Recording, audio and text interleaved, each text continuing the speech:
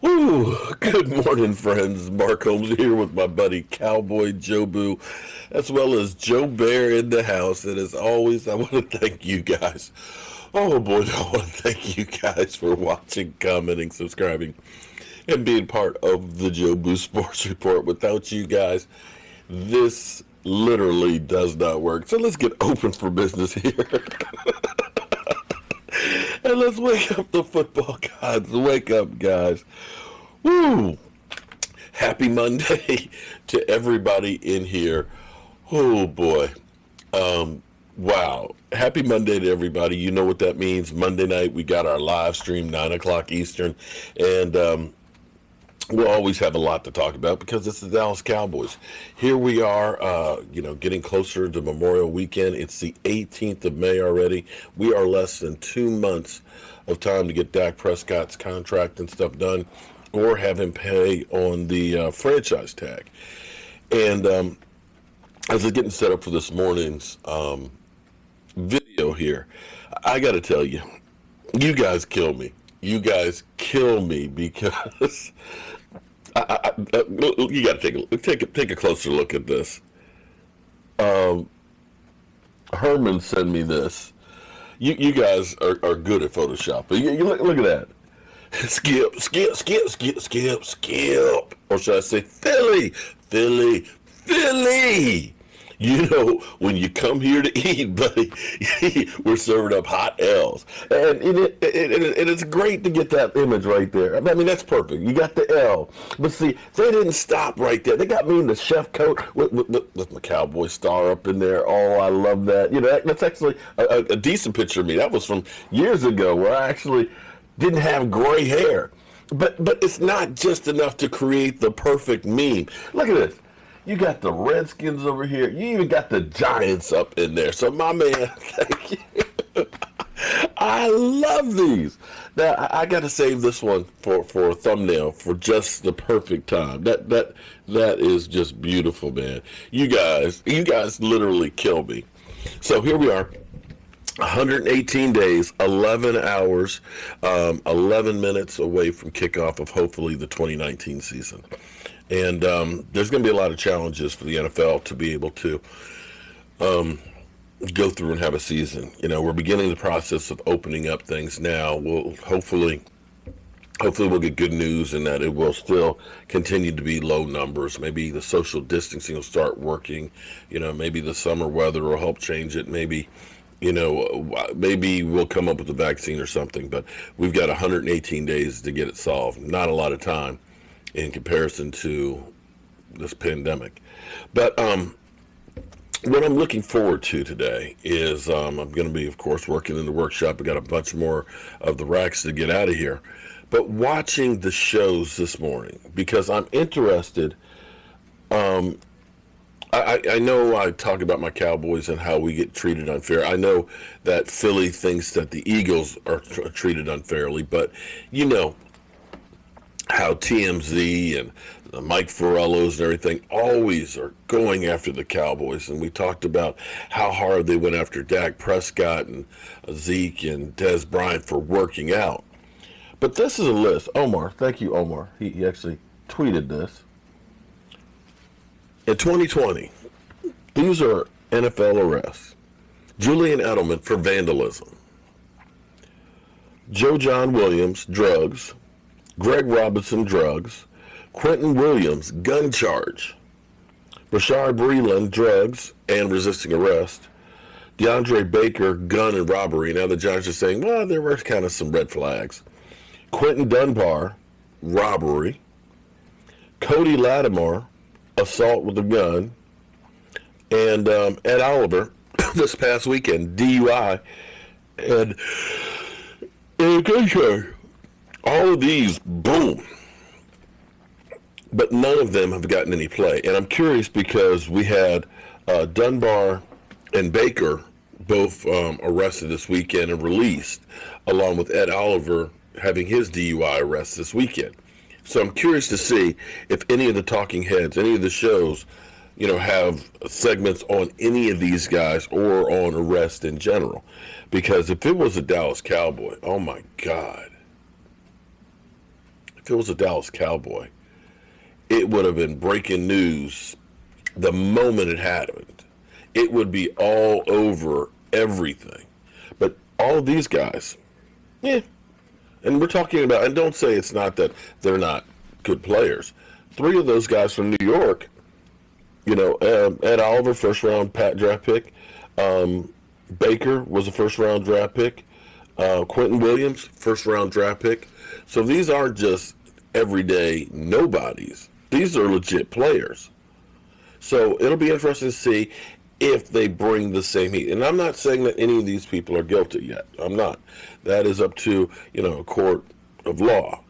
But the point of it is when the deal happened, is it covered the same as if Dak Prescott has a party with a few people at his house as somebody who's got a weapons charge? Just saying. So as we sit less than 2 months away from July 15th, which is the deadline to get franchise tags done, players that have signed their tags, Derrick Henry, Joe Thunley, Anthony Harris, Bud Dupree, Brandon Sharif, Leonard Williams, Hunter Henry, and Kenyon Drake. Ones that have not, of course, is Dak Prescott, A.J. Green, Matthew Judon, Justin Simmons, Chris Jones, and Shaq Barnett. And a lot of people say, well, why isn't Dak signed his? Well, that's his leverage. Because the Cowboys can't fine him for not doing virtual workouts or not showing up if he has not signed the tender. That is his leverage. And as some people said, well, the Cowboys are going to trade Dak. You can't trade somebody who you don't have the rights to. Some people say, well, they'll rescind the offer. Well, I don't think that's going to happen. But they need to go ahead and get this thing done. If, in fact, starting tomorrow, the NFL is beginning the process of opening up facilities, okay? It's not going to be, okay, we're open for business, everything's back to normal. It's going to be on a limited scale. It's going to be people who work at the facilities as opposed to the players just yet. But it's the beginning of getting there together. And right now, the Dallas Cowboys have so many new pieces, so much change between coaches, adding a CeeDee Lamb, Jason Witten being gone, now Blake Jarwin is your number one guy, and a change of philosophy where, true, you have Kellen Moore, who's considered the boy genius, and the terminology may not change, but you still want to get everybody together and start working, and I'm hoping that they get this thing resolved sooner than later. People keep trying to read into it more than what's really there. The Dallas Cowboys are the only team that negotiates contracts out in the open like this. Everybody else, basically, you wake up and boom, Carson Wentz has got his deal. So that's where we are with that situation. We'll have to wait and see how it goes. One other thing that's interesting, and I'm not going to play the whole thing, but my thought and my question, because I've got Philly 500 who is constantly bloviating about the Cowboys and me and everything else and coming after me and stuff, is I'm going to ask a real question here. If you could have Dak or Carson Wentz, straight up, which guy would you rather have here? And I'm being serious about this question. Who would you rather have as your quarterback, Dak Prescott or Carson Wentz? And don't put in their caveats, well, if Carson Wentz stayed, no, as it is right now with what they've done in their careers, which one would you like? I'd like to see a comment on that and go through and actually, maybe I'll put it in, if I remember how to put in a poll and ask, because I'm really curious. Now, this was a piece that was shared to me, which is basically Emory Hunt talks about Carson Wentz versus Dak Prescott's potential. I'm not going to play the whole thing because it's 16 minutes, but it's interesting how they rate Carson Wentz, and maybe I'll play some of the Dak Prescott later on. Vision. It's kind of bled over to a lot of our conversations about Carson Wentz, the Eagles, Dak Prescott, so on and so forth. So I figure I have questions. You're the best person to give us the answers. So let's start here. Carson Wentz, where does he stand right now among the other quarterbacks in the NFL? I think he's top 15. You know, when Top he's 15. healthy, he's productive.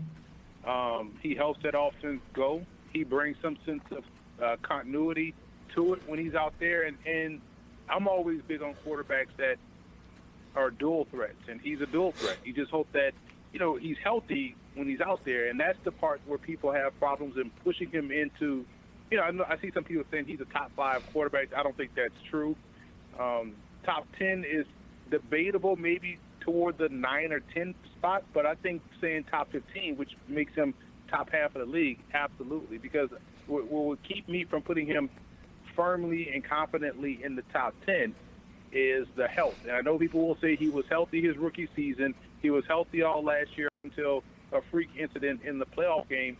But still, when you watch him, you kind of hope that it's a shame because you're watching him not enjoying his play, but watching him and hoping that he can stay healthy. And I think that's an unfortunate part of it. You want to get to watching him and enjoying him playing, kind of like how we enjoy watching Matt Stafford play now, just opposed to earlier in his career where you were watching and I just hope he finishes the season, you know, because he was injured the first couple of years he was in Detroit.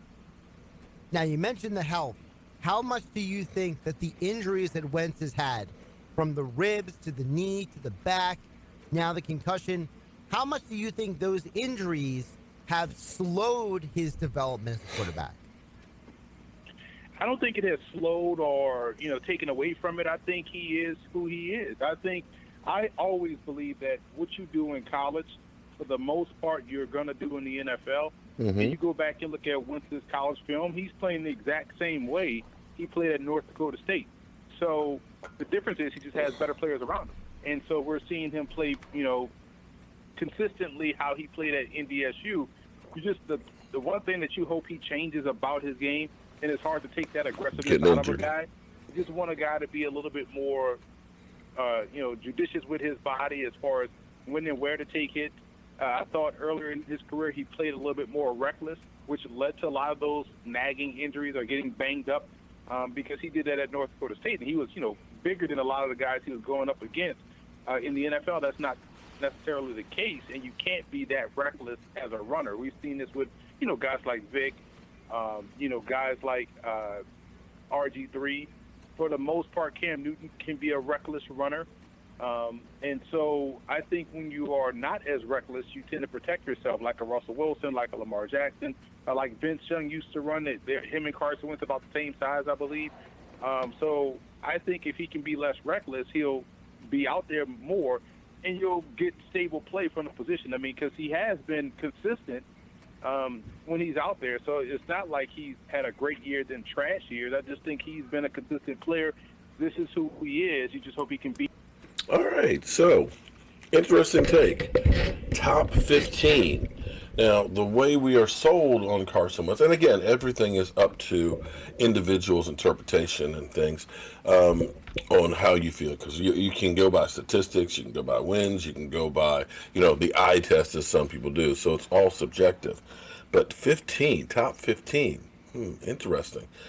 The way most talking heads would put him, they put him in the top 5. But, you know, I'd like to know where you see it, and would you like to have Dak or Carson Wentz for your franchise? All right, guys, time for me to get up and get to work. I got some more of those racks to put together so we can get them ready for the mailman. And as always, I want to thank you guys for watching, commenting, subscribing, and being part of the Joe Booster Sports Report.